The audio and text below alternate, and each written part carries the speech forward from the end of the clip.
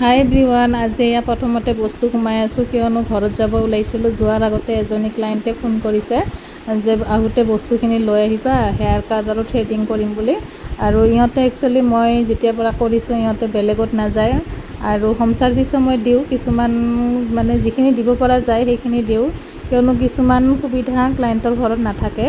তাৰ কাৰণে মই যিখিনি দিব পৰা যায় সেইখিনি দিওঁ, যিখিনি নোৱাৰোঁ সেইখিনি নাই। কিন্তু মেকআপ আৰু নেইল এক্সটেনশ্যন মই ঘৰতে হোম ছাৰ্ভিচ দিওঁ আৰু এইটো ঘৰত দিয়াই হয়।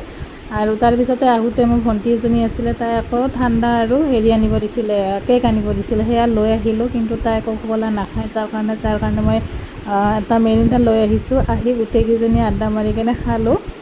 খাই লৈ উঠাৰ পিছতে আকৌ বৰষুণ দিলে। বৰষুণ দিওঁতে আকৌ তাই ফোন কৰি ক'লে যে অলপ দেৰিকৈ গৈ আছোঁ। সেয়া আহি পোৱাৰ পিছতে থ্ৰেডিং কৰিলোঁ, কিন্তু হেয়াৰ কাটৰ ভিডিঅ'টো দিয়া হোৱা নাই। নেক্সট ভিডিঅ'ত দি দিম, কিয়নো এই ভিডিঅ'টো বহুত বেছি দীঘল হৈ যায় যদি মই হেয়াৰ কাট